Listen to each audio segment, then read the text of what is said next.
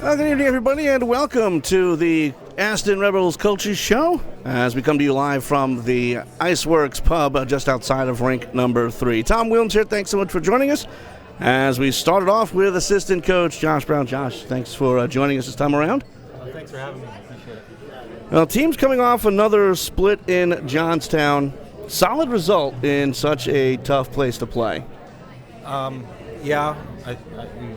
We got to win the first one, and we wanted to win both, but didn't necessarily go our way. Second two periods of Saturday night's game. Well, we'll start with game one. You go down 1-0 in the first, owned the rest of the game, scored 4 in the second, 1 in the third.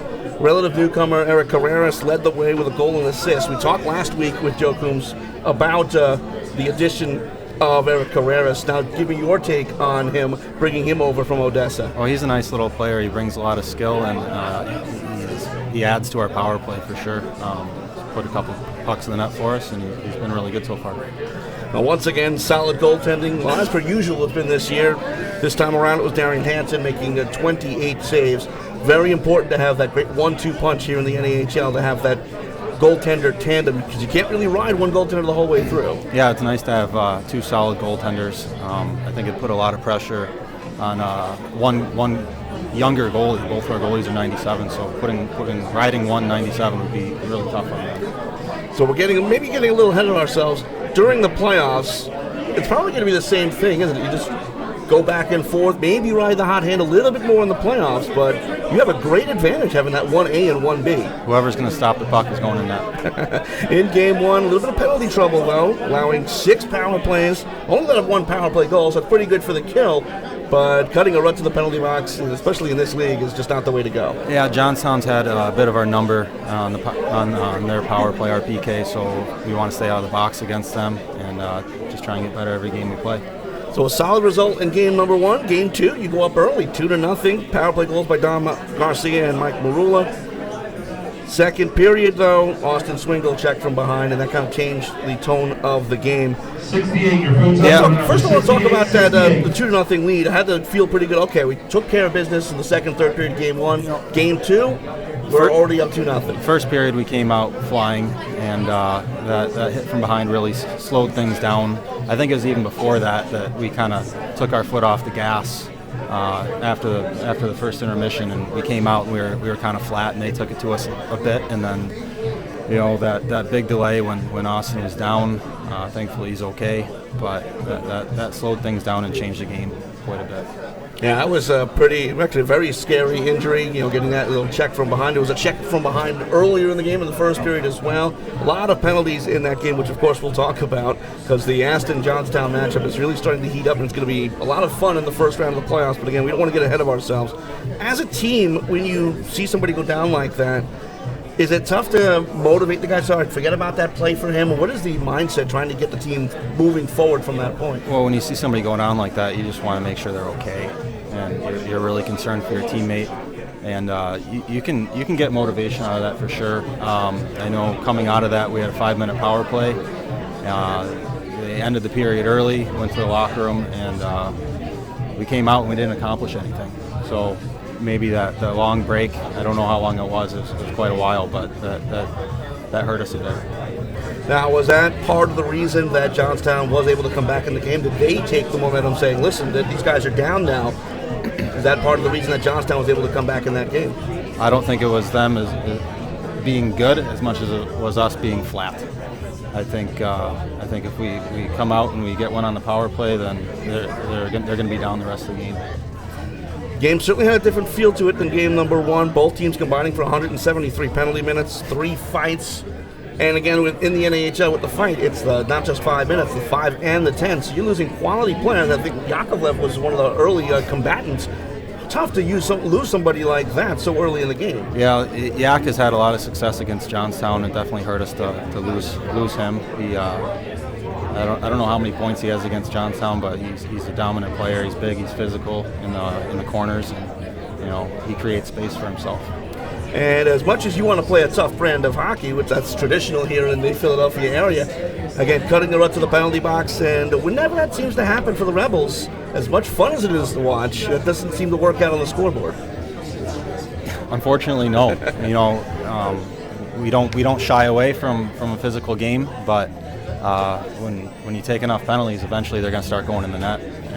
Well, at the end of the weekend, if you on Thursday got on the bus and everyone was telling you, okay, you're going to take 3 points out of 4, you probably would have taken it. The way it happened, probably not what you would have liked, but a solid weekend taking 3 points out of 4 against a divisional foe. Yeah, we played 4 out of 6 periods. Well, that's something to build on for the rest of the season and into the playoffs. When we come back for the second segment with Josh Brown, we'll talk more about next week, and we'll talk more about the playoffs. But for now, we'll take a quick break. When we come back, we have a couple of players joining us. We have Michael Marula and Brendan Kapchek as part of our Players Spotlight. As you are watching the Aston Rebels Coaches Show here on AstonRebels.com.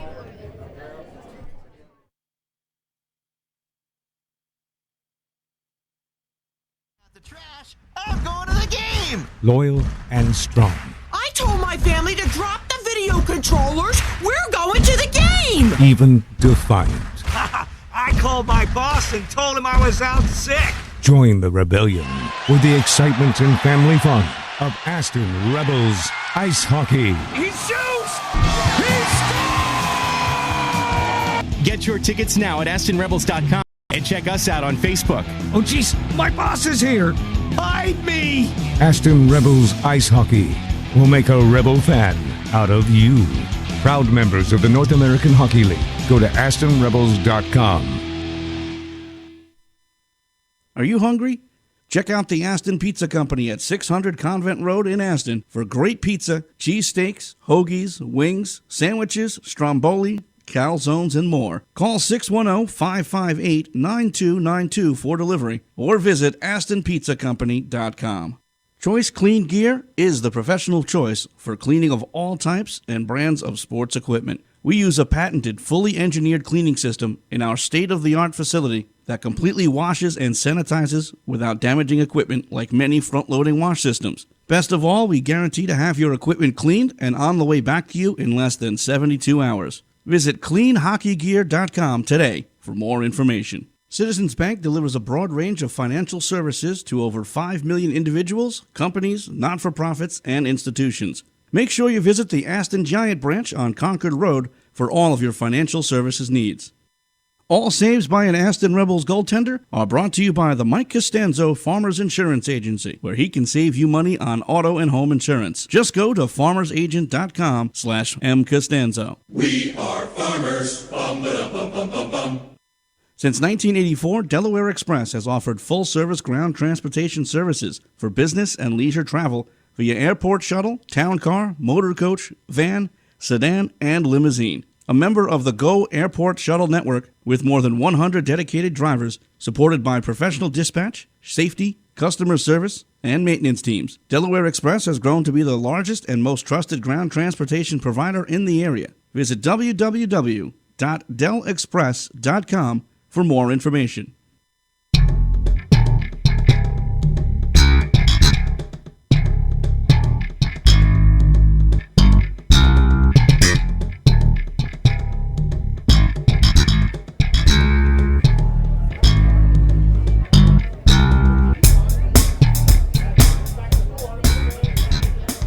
Welcome back, everybody. Once again, we are live from the Iceworks Pub, just across the way from the home rink of the Aston Rebels, and welcome to the Aston Rebels Coaches Show. It's time for our Players Spotlight. We'll be spotlighting two gentlemen to my left. It is Michael Marula and Brendan Kapchek. Guys, thanks so much for joining us. Thank you for having us, Tom. All right, we'll start off with Michael. Nearby Kennett Square, Pennsylvania. You played mostly at the U16 level with Team Comcast over in Pensacola, New Jersey. Some real nice numbers in your 2 years over there. 55 goals, 132 points in 124 games. Now, that program has a lot of Flyers alumni as far as coaching staff is concerned. Were you able to work underneath or with some of those Flyers alumni? I know Danny Briere was involved for a time and a couple of others. Did you get a chance to work with any of them? Yeah, I actually worked with John Stevens my first year there. That's awesome. Because his son was on the team. I didn't really get to work with Danny Briere that much because his kids were a lot younger than I was. Anybody else? I'm trying to think of who else was there for Team Comcast. Very good program, by the way, out in Pensacola at the Flyers Skate Zone. But it escapes me. I can't think of anyone else who's really out there for the Flyers, but I know that they have a lot in the way of alumni there. 2013, you move on to the Junior Flyers over in Westchester at the T1 U18 level. And at that level, it's 36 games, 24 goals, and 45 points. Had to be great for the commute there. Not too far away from Kennett Square to play at basically your home rink. Yeah, it was only like a 20-minute drive. It was good. Now then you move on to the USHL and the Madison Capitals after being drafted in the 5th round, but only played a few games. Then you move on to British Columbia, so you go from pretty much no commute to playing so far from home. How much of an adjustment was that for you?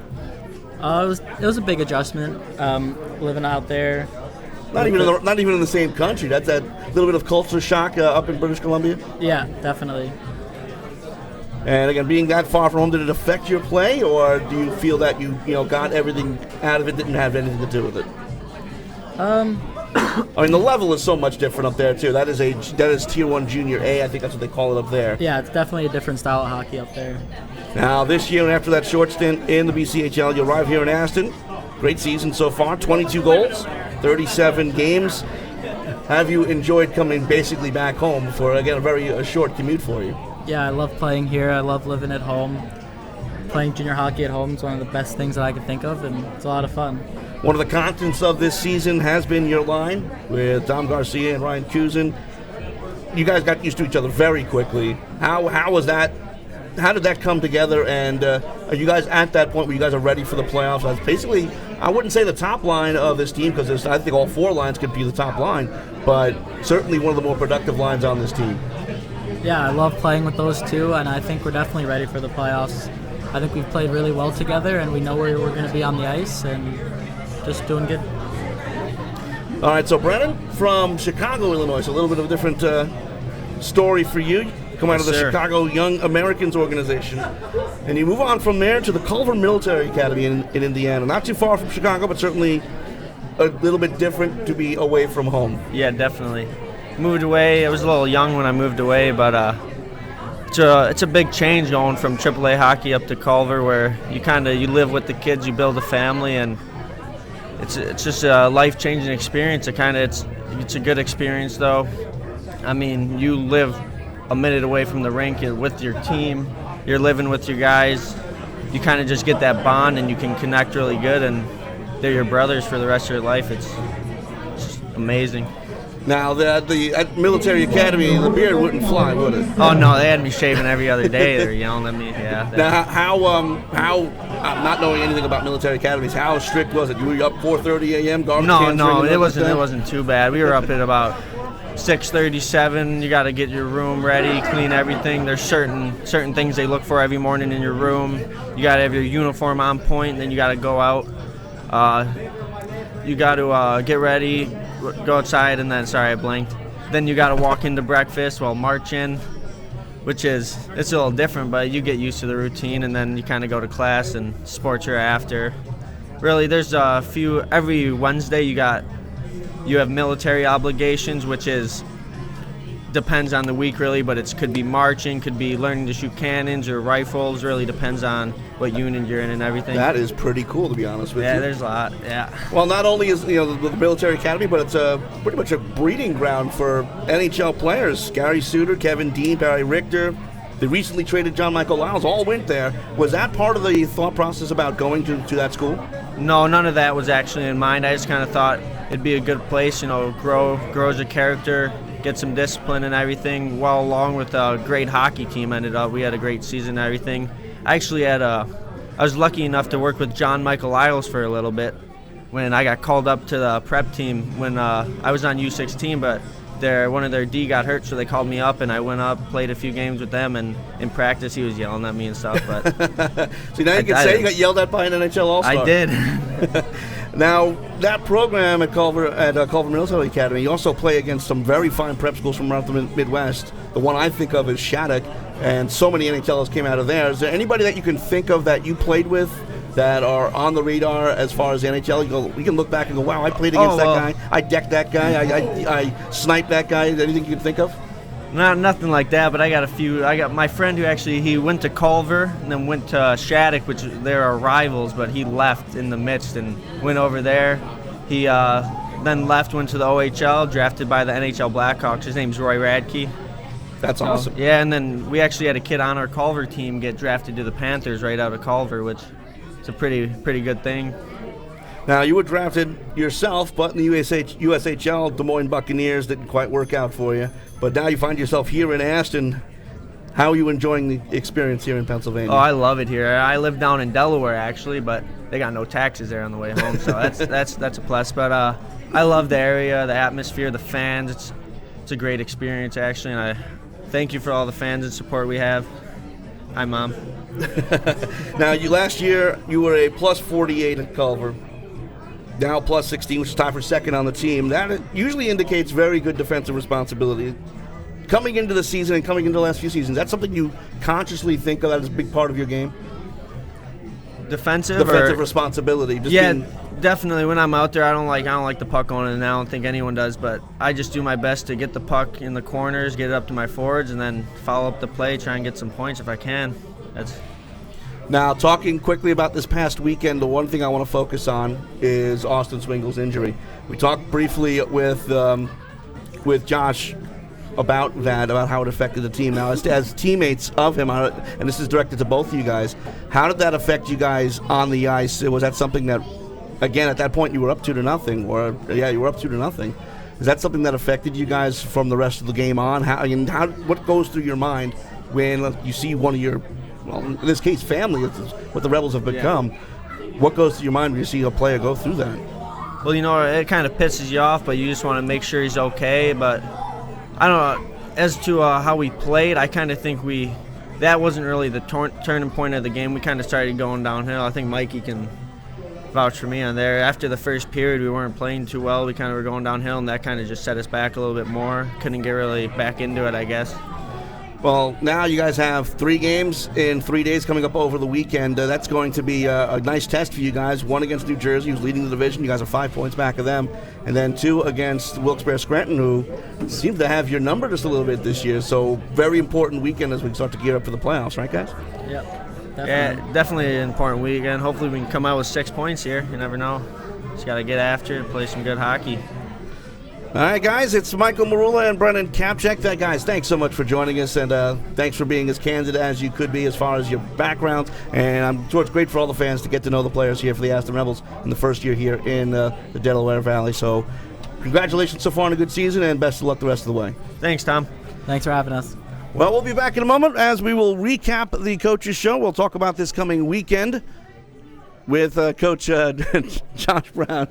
We'll be back in just a moment as you watch the Aston Rebels Coaches Corner. Dragon Box is a smart TV box that streams in HD with no monthly fees or contracts. It will give you access to thousands of movies, TV, live sports, boxing, UFC events, and 3D movies, all in HD. Visit www.thedragonbox.com today. Mainline Health is the exclusive medical provider for the Aston Rebels. Mainline Health is a regional health system with more than 2,000 board-certified physicians, 5 of Philadelphia's most respected hospitals, and a wide network of patient care locations. Mainline Health, well ahead. P&S Ravioli Company are makers of all-natural fine pasta since 1966. It has been voted Best of Philly and Reader's Choice Award winners. P&S has 5 local locations and is sold in your local supermarket. P&S's featured products include cheese ravioli, spaghetti, cheese cavatelli, jumbo stuffed shells, along with fine sauces to go with your pasta. And P&S ships all of its products in the continental United States. Order online at www.psravioli.com. Visit one of their 5 local locations or your local supermarket. P&S Ravioli, better than homemade. Are you hungry? Check out the Aston Pizza Company at 600 Convent Road in Aston for great pizza, cheesesteaks, hoagies, wings, sandwiches, stromboli, calzones, and more. Call 610-558-9292 for delivery or visit astonpizzacompany.com.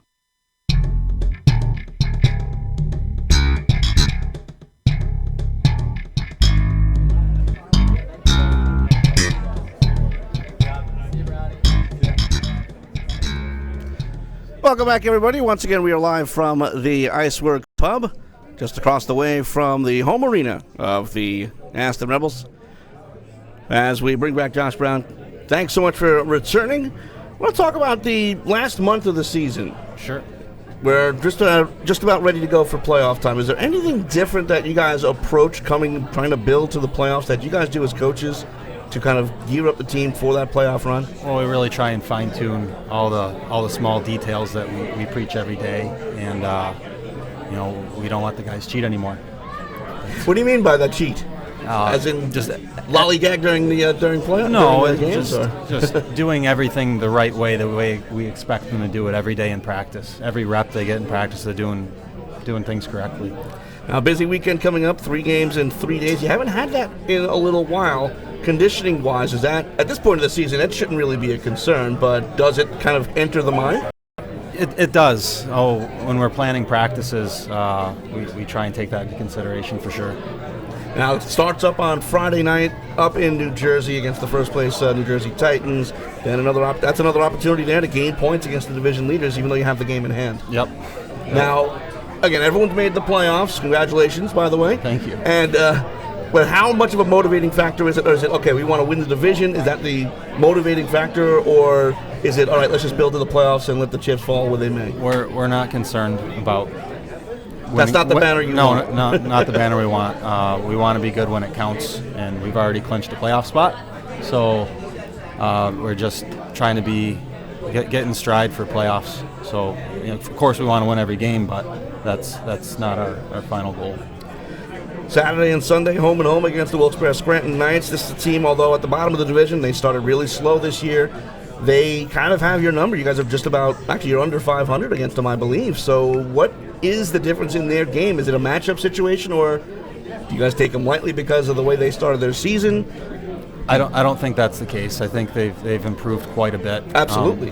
Certainly agree on that. They're a lot better than where they started, and some teams you match up better against and some you don't. So that may be the case, but we're working towards resolving that issue. Well, that's coming up on Saturday night up in Pittston, PA, and then Sunday evening here at 5 p.m. at Iceworks. Be sure to come on out. So that'll do it for us. Remember, fans, our next home game will be this Sunday, 5 p.m., as the Rebels do host the Wilkes-Barre Scranton Knights. In addition to the game, Rebels will honor recent Flyers Hall of Fame inductee Jimmy Watson. And just a quick programming note, we are planning on having him on the broadcast as well during the first intermission. So if you can't make it out here, you can at least watch that interview coming up on Sunday, again, first intermission. And, of course, we'll also have another skate with the Rebels during the postgame. So certainly come on out. Go to AstonRebels.com for your tickets. On next week's Coach's Corner, I'll be joined by head coach Joe Coombs, and it'll be Eric Carreras and Colton McMenamin joining us in the Players Spotlight.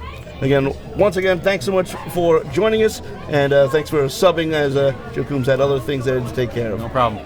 For all of us here at the Iceworks Pub, thanks to Michael Marula and Brennan Kapchik, of course, assistant coach Josh Brown for being on the show. This is Tom Wilms saying thanks for joining us, and good night, everybody. Aston Rebels fans. So I told my wife, I'm not taking out the trash. I'm going to the game. Loyal and strong. I told my family to drop the video controllers. We're going to the game. Even defiant. I called my boss and told him I was out sick. Join the rebellion with the excitement and family fun of Aston Rebels Ice Hockey. He shoots! He